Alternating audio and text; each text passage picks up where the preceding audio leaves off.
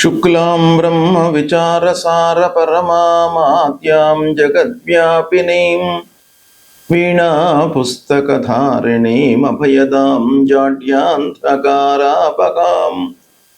హస్తే స్ఫాటికమాలికాం విదదతీం పద్మాసనే సంస్థితాం వందే తాం పరమేశ్వరీం భగవతీం బుద్ధిప్రదాం శారదాం. శ్రీ మహాగణాధిపతయే నమః. శ్రీ మహాసరస్వత్యై నమః. శ్రీ గురుభ్యో నమః. రవి గోచారము అత్యంత ప్రాధాన్యతను సంచరించుకున్నటువంటి సంచారము. అంటే సూర్య భగవానుడి యొక్క సంచారము ఏ రాశిలో సంచరిస్తూ ఉన్నాడు, తదనుగుణంగా ఏ స్థానంలోకి వెళుతూ ఉన్నాడు ద్వాదశ రాశుల వారికి అనేటువంటి విషయాన్ని మనము తెలుసుకొని తద్వారా ఎలాంటి ఫలితాలు ఉండబోతాయి, ఎలాంటి ఫలితాలు ఈ రాశులలో జన్మించినటువంటి వారికి కలుగుతాయి అనేటువంటి విషయం తెలుసుకుందాం. 16 జూలై 2026 రాత్రి 11:38 నుండి 17 ఆగస్టు 2026 ఉదయం 7:58 మధ్యకాలంలో సూర్యుడు కర్కాటక రాశిలో సంచరిస్తున్నాడు. ఈ కర్కాటక రాశి సూర్య భగవానుడికి మిత్రక్షేత్రమవుతుంది. అంటే సూర్యుడు మిత్రక్షేత్రంలో సంచరిస్తూ ఉన్నాడు. ఈ సంచారము 12 రాశుల వారికి ఎలాంటి ఫలితాలను ఇస్తుంది, ఏ కార్నర్స్లో మనకు మంచి ఫలితాలు ఉంటాయి, ఏ విషయాలలో ప్రతికూలమైనటువంటి ఫలితాలు ఉంటాయి అనేటువంటి విషయాన్ని మనము తెలుసుకుందాం. కన్యా రాశి వారికి రవి గోచారము అంటే సూర్యుడు 16 జూలై 2026 నుండి 17 ఆగస్టు 2026 మధ్యకాలంలో కర్కాటక రాశిలో మిత్రక్షేత్రంలో సంచరిస్తున్నాడు. ఈ సంచారము కన్యా రాశి వారికి ఎలా ఉంటుంది అనే విషయాన్ని మనం చూసినట్టయితే, అంటే ఏకాదశ స్థానంలో సూర్యుడు సంచరిస్తున్నాడు.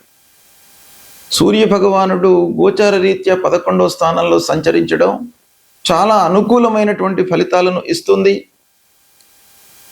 ఆదాయం మీకు ఈ సమయం లోపల పెరిగేటువంటి అవకాశాలు ఉన్నాయి. మీరు చేపట్టినటువంటి కార్యక్రమాలు పూర్తి అవుతాయి. అనుకున్న సమయంలో లాభాలను గడిస్తారు. ముఖ్యంగా మీరు అనుకున్న కోరికలు నెరవేరుతాయి. డిజైర్స్ బాగా మీకు ఈ సమయం లోపల సక్సెస్ అయ్యేటువంటి అవకాశాలు బాగా ఉన్నాయి.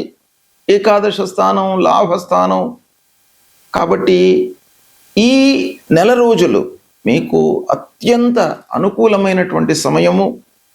ఇకపోతే ఉద్యోగం చేస్తున్నటువంటి వాళ్లకు ఈ సమయంలో ప్రమోషన్ లభించే అవకాశం, వ్యాపారస్తులకు కూడాను పూర్వము పెట్టినటువంటి పెట్టుబడుల మూలకంగా లాభాలు వస్తాయి.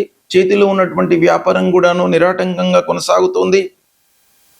స్నేహితులు, ఆత్మీయులు, బంధువుల యొక్క సహాయ సహకారాలు మీకు బాగా అందుతాయి. ఈ సమయంలో కుటుంబంలో కానివ్వండి, సమాజంలో కానివ్వండి మీకు మంచి పేరు లభిస్తుంది. గౌరవ మర్యాదలతో ఉంటారు. ఈ సమయంలో కొత్త వారి యొక్క పరిచయాలు కూడాను ఏర్పడతాయి. తద్వారా మీకు చాలా అనుకూలమైనటువంటి సమయము. ఇక ప్రభుత్వ పనులు చేస్తున్నటువంటి వాళ్ళు, కాంట్రాక్టర్స్ కానివ్వండి, రాజకీయ నాయకులు కానివ్వండి, వాళ్ళందరికీ కూడాను ఈ సమయం లోపల చాలా అనుకూలమైనటువంటి ఫలితాలు ఉంటాయి. కుటుంబంలో సంతోషంగా ఉంటారు. ఆరోగ్యము నయమవుతుంది. పూర్వము ఫేస్ చేసినటువంటి ప్రాబ్లమ్స్ చాలా మట్టుకు దూరం అవుతాయి. మీకు గిట్టని వాళ్ళ మూలకంగా మీకు లాభం చేకూరుతుంది. అంటే శత్రువులు బలహీనపడేటువంటి అవకాశం ఉంది ఈ సమయం లోపల. తద్వారా మీకు విజయం చేకూరుతుంది. సక్సెస్ రేట్ మీకు ఈ సమయంలో బాగా ఉంది. ఇక పిల్లల ద్వారా మీరు సంతోషంగా ఉంటారు.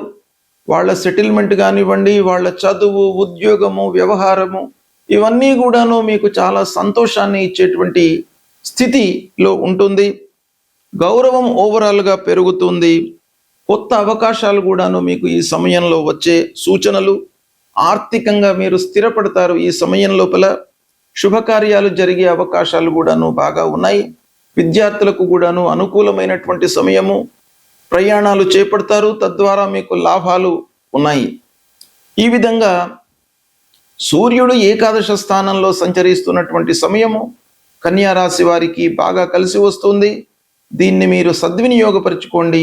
రవి సంచారము చాలా ప్రభావాన్ని చూపించేటువంటి అంశం కాబట్టి సూర్యుడు ఏ స్థానంలో సంచరిస్తున్నాడు, అనుకూలమైనటువంటి స్థానంలో ఉన్నాడా, ప్రతికూలమైనటువంటి స్థానంలో సంచరిస్తున్నాడా, మిత్రక్షేత్రంలో ఉన్నాడా, శత్రుక్షేత్రంలో ఉన్నాడా, తర్వాత జన్మ సమయంలో సూర్యుడు ఎలా ఉన్నాడు, జన్మ సమయంలో శత్రుస్థానంలో ఉన్నాడా, మిత్రస్థానంలో ఉన్నాడా, జన్మ సమయంలో సూర్యుడు ఉన్నటువంటి స్థానానికి ఎలాంటి అష్టక వరకు పాయింట్స్ ఉన్నాయి, ఇప్పుడు సంచరిస్తున్నటువంటి సూర్యుడు ఎన్ని పాయింట్స్తో ఉన్నాడు అష్టక వర్గులో, ఇలాంటి ఎన్నెన్నో విషయాలపై సూర్యుడి యొక్క సంచారము తదనుగుణంగా ఫలితాలు అనేటువంటివి ఉంటాయి.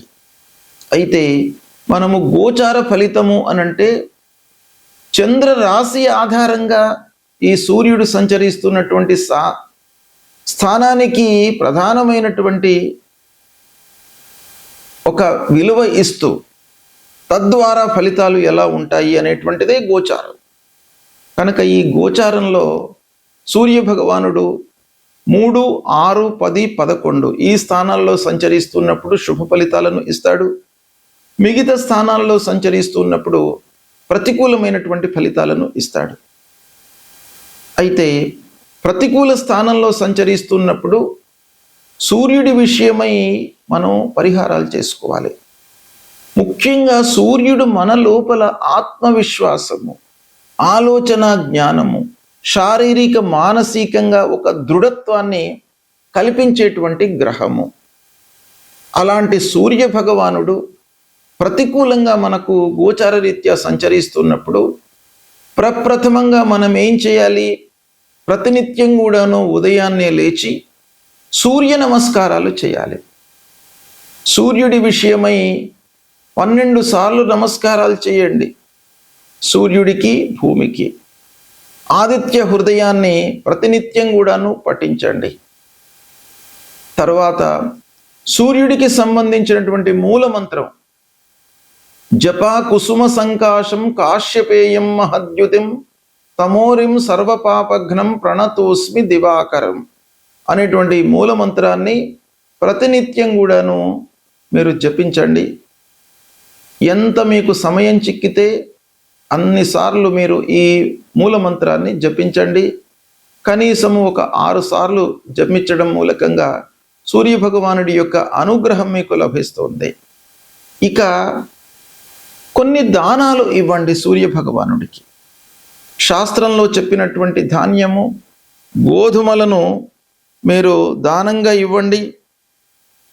శివాభిషేకం చేయండి.